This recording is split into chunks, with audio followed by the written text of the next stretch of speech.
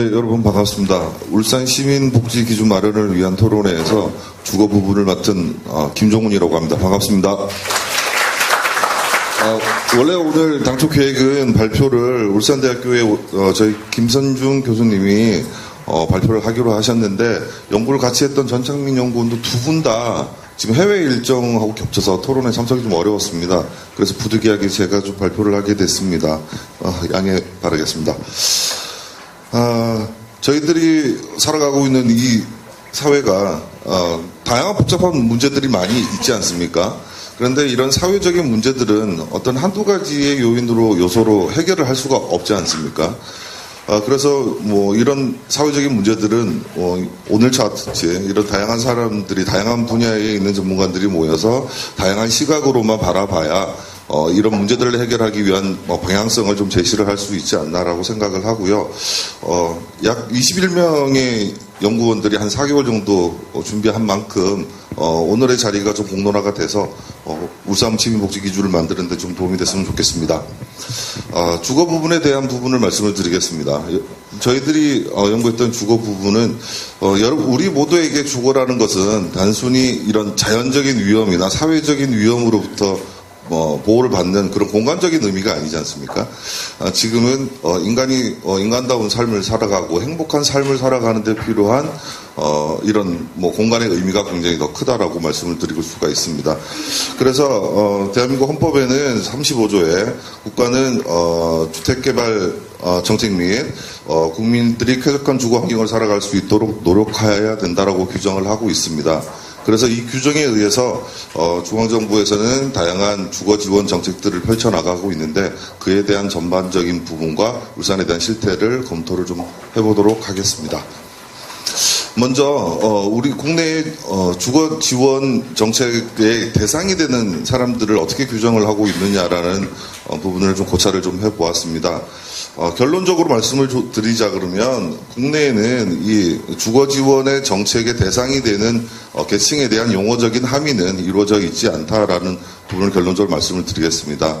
단 소득 수준에 따라서 각 부처별 내지는 각 법률에 의해서 대상자들을 각자 다른 용어로 사용을 하고 있다라는 부분을 말씀을 드리겠습니다.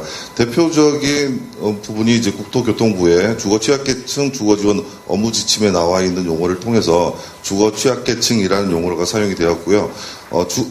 현재의 가정상인법인 주거기본법에는 17조에 국민들이 쾌적하게 살기 좋은 생활을 하기 위한 최소한의 주거 기준을 마련을 하기 위한 지표를 최저 기준의 대상이 되면 최저 기준 이하인 사람들을 대상으로 해야 된다는 규정을 하고 있습니다. 관련된 내용이고요. 유럽이나 서구 사회에서는 이런 대상자들을 아예 유형화를 시켜놨습니다. 그래서 주택이 없는 사람 중에서라면은 노숙인이라든가 복지 시설에서 삶을 살아가고 있는 아동, 청소년, 장애인들을 들 수 있을 것이고요. 그리고 불안정한 거주 시설, 비닐하우스나 컨테이너 등의 내지는 움막 같은 곳에서 거주지가 없는 상태에서 살아가고 있는 사람들의 유형과, 주택을 갖고 있지만은 최저 주거 기준에 미달되는 사람들을 대상으로 해서 주거 지원 정책이 이루어져야 된다고 하고 있습니다. 그러면 우리나라에서 주거 지원 정책이 어떻게 시행이 되고 있는가에, 내지는 정책의 방향성에 대한 부분을 설명하고 있습니다. 국내의 주택 분야의 최상위 계획인 제2차 장기주택 종합계획을 보면은 인구 및 가구 구조의 변화, 사회 경제적인 측면, 도시 공간, 그리고 주거 문화 등 이런 여러 가지 사회적인 현상의 변화에 따라서 주거 지원 정책에 대한 패러다임이 변환이 돼야 된다고 제시를 하고 있습니다.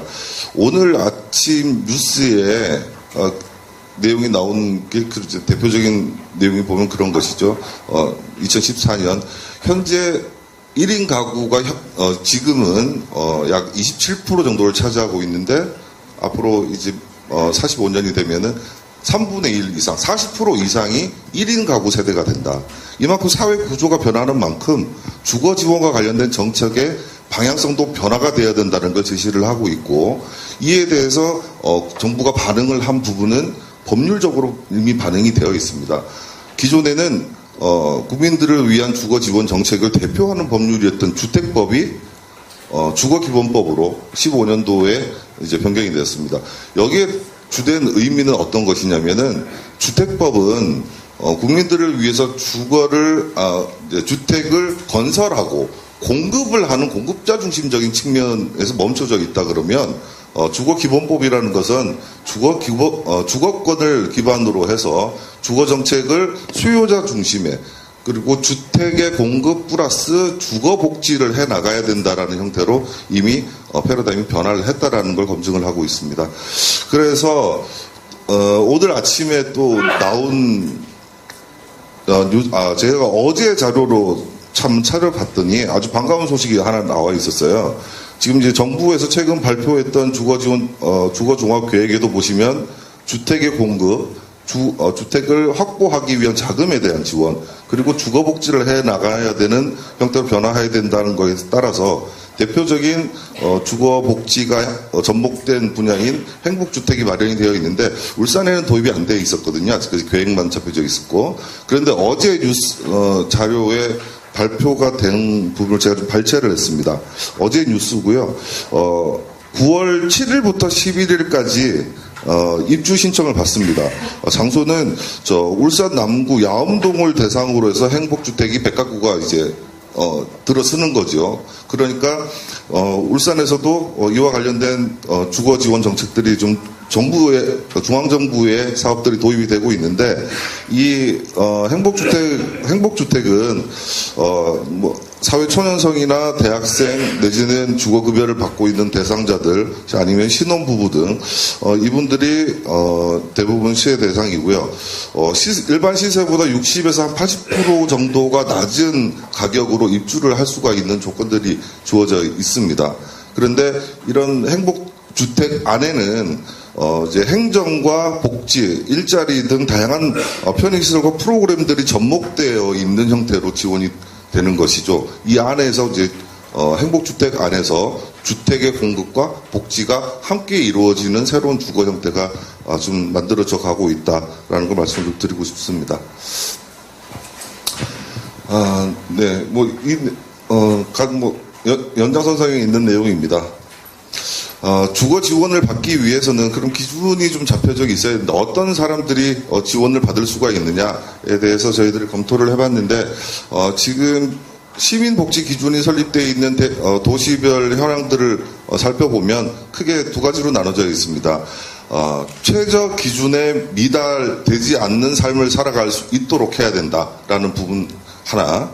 두 번째는 내가 벌어들이는 월 소득 대비해서 임대료로 지출되는 비율을 어느 정도까지 줄여야 된다라는 부분까지를 기준으로 해서 최저 기준을 설정을 지금 해놓은 상태입니다. 그래서 삶을 살아가고 있는 그 주거 환경에 대한 삶에 대한 척도 기준을 제시하고 있는 부분입니다. 그래서 주거기본법에도 이제 최저 기준에 대한 부분이 설정이 되어 있습니다. 가구 수에 따라서 방이 몇 개가 있어야 되고 면적이 얼마나 있어야 되는지에 대한 규정이 세부적으로 좀 규정이 되어 있습니다. 지금 제가 말씀드렸던 부분이에요. 대표적인 것들을 보시면은 이제 서울시를 예를 들어서 본다 그러면 한대점을 자지 않기 위해서 최저 기준이 설정이 되어 있는데 임대료의 비중을 30%를 넘지 않도록 만들어 주겠다라는 게 최저 기준일 것이고 부산 같은 경우에는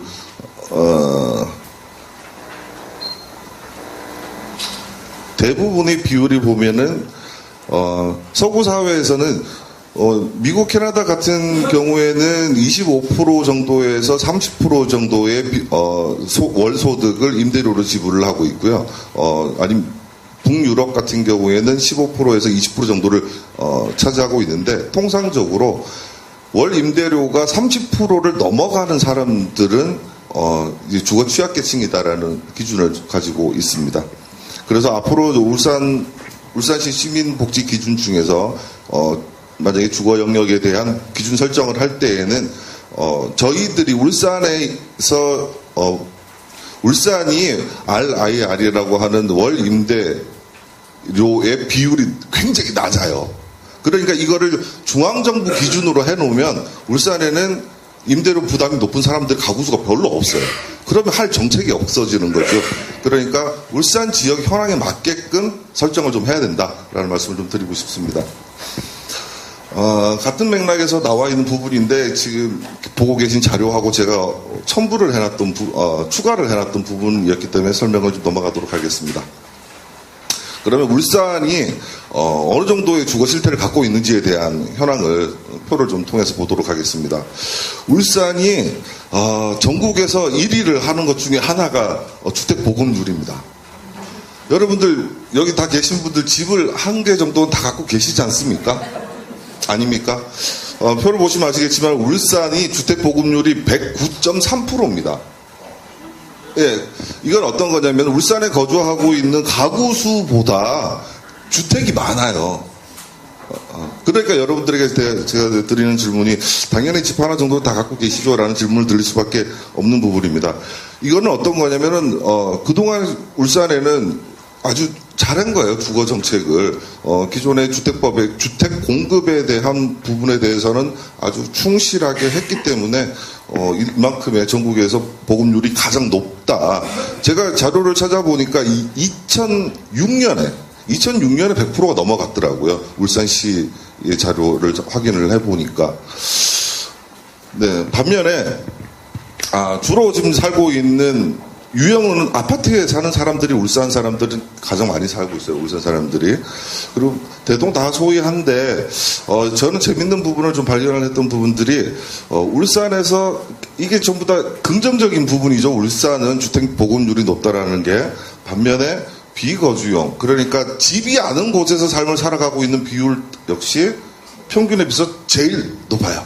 그러니까 잘 사는 사람은 잘 살고 못하는 사람들이 굉장히 많다라는 비율입니다. 비주거용 건축이라고 그러면 이제 여인숙이라든가 고시원에서 삶을 살아가고 있는 사람들이 많다라는 거. 그리고 주택이 아닌 곳에서 거주하고 있는 사람들이 없어요. 없다고 조사가 됐는데 저희들이 이번 연구를 하면서 이제 이런 계량적 연구와 더불어서 이제 질적 연구를 같이 했습니다. 인터뷰를 많이 다녔어요. 그래서 발견을 했던 부분들이 울주군에서 살고 있는 외국인 근로자였습니다. 이거 뭡니까 이게? 비닐하우스에서 살고 있어요. 지금 현재 살고 있으신 분들이시거든요. 이분들이 한 달에 한 명당 30만 원의 임대료를 내고 살아가고 있습니다. 3명이서 여기서 살아가고 있는데 90만 원을 내고 살고 있어요. 비닐하우스에서. 아니 울산이 잘하고 있다니까. 굉장히 109%가 보급률이 넘어갔다니까요. 그런데 이제 반면에 우리 양극화가 심하다고는 얘기를 자꾸 들을 수밖에 없는 부분이 이런 측면이다라는 말씀을 좀 드리겠습니다. 점유 형태입니다. 점유 형태는 뭐냐면 자가 보유율을 얘기하는 거거든요. 주택 보급은 109%가 되었는데 울산에서 집을 갖고 있는 사람은 59%밖에 안 된다는 얘기예요. 나머지 109% 중에서 50%의 집은 그럼 누가 가지고 있느냐? 돈 가지고 있는 사람이 가지고 있거나 타 지역에 있는 사람들이 가지고 있거나 기타 등등등을 말씀을 좀 드릴 수가 있습니다. 네. 그래서 저희들 좀 무상이 높은 이유는 사택 같은 곳에 살고 계신 분들이 꽤 높기 때문에 높다 말씀을 드리고, 최저 기준 미달, 우리 주거기본법에 의해서 최저 기준이 얼마나 되느냐, 이 정도 미달이 가구가 전국 이제 평균 5.4인데 저희들은 3.0이에요. 그러니까 뭐냐면 최저 기준에 맞춰서 사는 사람들 비율이 작은 거예요. 그죠? 그러면 이 작다고 이걸 안 할 거냐? 아니라는 거죠. 그래서 울산 지역 상황과 현황에 맞게끔 최저 기준을 설정을 해서 거기에 대한 지원이 이루어질 수 있도록 정책의 방향을 설정을 해야 된다. 이런 말씀을 좀 드리고 싶습니다. 알아야 할 비율, 아까 월 수입 대비 임대료 비율, 이것도 낮아요. 그죠? 자, 전반적인 만족도입니다.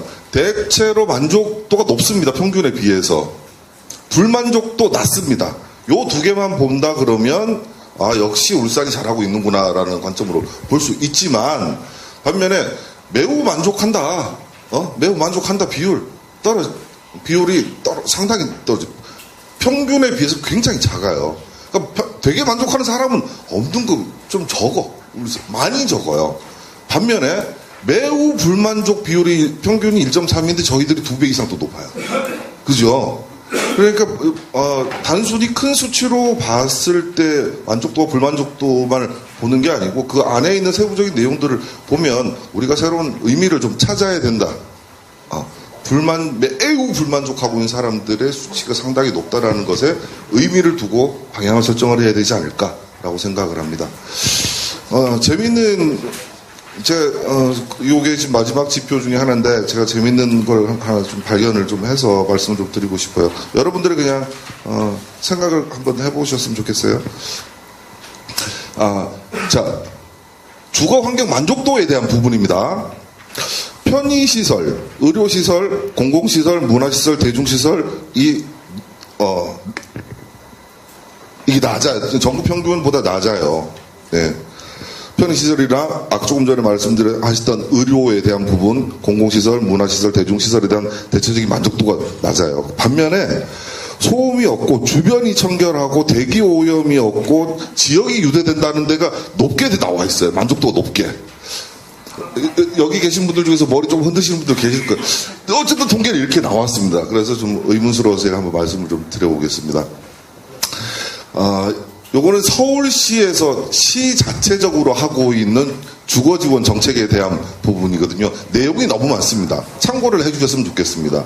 단 보시면서 유념하셔야 될 게 각 유형별입니다. 저소득 일반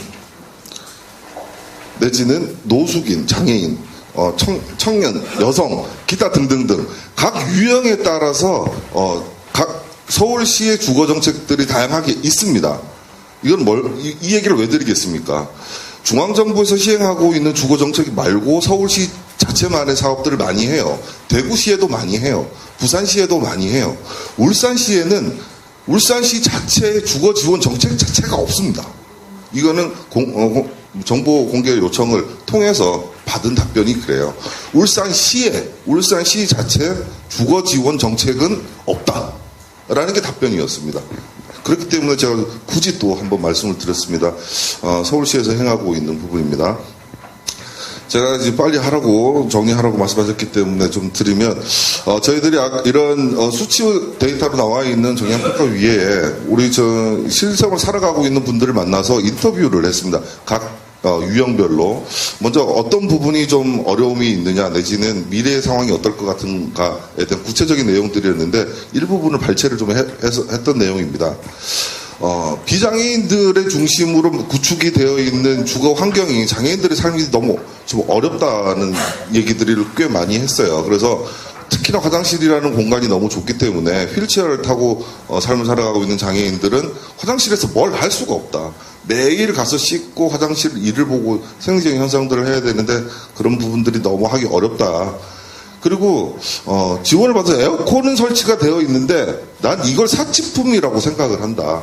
이걸 틀면 경제적인 부담이 너무 크기 때문에 이걸 난 틀 수가 없다라고 할 정도로 경제적으로 상황이 어려운 상황이다라는 부분. 그리고 내가 나와서 삶을 사는데 이렇게 살 바에 들어가는 부모님과 같이 살면 되지 않느냐라고 했으나 결코 그러고 싶지 않다. 나이 40이 넘어서 가족들에게 피해를 끼치고 의존하면서 삶을 살아가고 싶지 않다라는 의견을 줬는데 그럼 당신의 미래에 대한 부분은 주거에 대한 부분에 대해서 어떻게 생각하시냐고 했더니 어떻게 할 방법이 없다. 지자체 정부에서 지원해주는 주거 정책 의지하지 않고서는 내가 스스로 구하기는 어렵다. 하지만 다시는 집으로 돌아가고 싶지 않다라는 의견을 낼 정도로 굉장히 좀 절실했다라는 부분. 청년들에게 인터뷰를 했을 때 요즘 흔히 얘기하는 7포 세대들, 결혼, 출산, 내 집 마련, 꿈, 연애, 인간관계 등을 다 포기하고 살아가고 있는 우리 청년들에 대한 답변입니다. 이 답변이 뭐에 대한 답변이냐면 당신은 미래에 어떤 환경에 살 것 같느냐라는 물어봤는데 대안이 없다는 얘기인 것 같아요. 섬 하나 사서 살아야지. 이게 뭡니까? 그러니까 미래에 대한 비전이 하나도 없는 거예요. 로또나 당첨돼야 뭘 할 수가 있지. 그거 아니고서는 답이 없다. 내가 1, 2억 하는 것들을 한 달에 150만 원씩 모아가지고 도대체 언제 집을 살 수가 있겠느냐. 청년들은 이런 불확실한 생각을 갖고 있었습니다. 시설에서 있다가 성폭 피해자이죠. 이제 여성에 대한 인터뷰를 좀 했었는데 이분 역시 내가 아직 나이가 젊지만은 내가 돈을 벌어가지고 내가 내 집을 마련하는 것은 현실적으로 너무 어려울 것 같다. 미래를 생각을 했을 때도. 그리고 본인이 지금 나와서 생활을 할 때 주거 임대료의 비율이 너무 많이 들어갔다는 부분을 하소연을 했습니다. 마지막으로 지금 저소득층의 가구입니다. 부부가 있고 4명의 자녀가 있는 집을 인터뷰를 했었는데요. 눈물 날 정도의 좀 얘기들을 많이 했는데 3개월치 임대료 중에서 그것도 좀 어렵게 해가지고 통장에 꼽아놨는데 통장에 100원이 모자랐대요. 임대료가. 그랬더니 그 이후부터 이제 채권 추심하듯이 자꾸 독촉이라는 게 이루어졌다. 그게 LH에서 지금 있었던 일인데 이런 얘기가 있었어요. 채권 추심자들도 밤에는 오지 않는데 경비 아저씨가 밤에 와가지고 우편물, 체납 경고장을 주고 갔다. 근데 그 시간에 옆에 있던 애들이 뭐냐고 물어보니까 본인은 이거 엄마한테 편지 와서 그런 거야라고 거짓말을 할 정도였다. 이게 어떤 부분이냐면 단순히 주거만 지원해가지고 될 게 아니고 이들이 삶을 살아가는데 인간답고 행복한 삶을 살아가기 위해서는 주거복지라는 게 꼭 필요하다라는 부분을 강조하는 부분이라고 생각을 합니다. 마지막 재원적인 말씀을 좀 드리자면은 크게 말씀드리자면은 울산 주거복지 기준을 설립을 하기 위해서는 통계 자료들이 있어야 되는데 울산광역시에서는 주거 관련된 통계 자료가 너무 취약하더라. 아까 보셨겠지만은 이런 주거 취약계층에 대한 현황에 대해서 정확한 자료 자체가 갖고 있지 않았습니다. 그래서 그와 관련된 통계 기반이 좀 필요하다는 부분을 말씀드리고 타 시도에서 시행하고 있는 자체 주거 지원 정책 사업이 울산시에는 하나도 없다. 그래서 울산형 주거 지원 정책을 좀 실행을 좀 했으면 좋겠다. 여성, 노인, 장애인 유형별로 좀 지원을 했으면 좋겠다라는 부분. 그리고 무엇보다 주택의 공급과 더불어서 안정적인 주거 생활을 할 수 있도록 주거 복지를 지원하기 위한 전달 체계를 구성을 해야 된다는 점까지 좀 제안을 드리고자 합니다. 네, 이상으로 주거 지원에 대한 부분을 마치도록 하겠습니다. 네.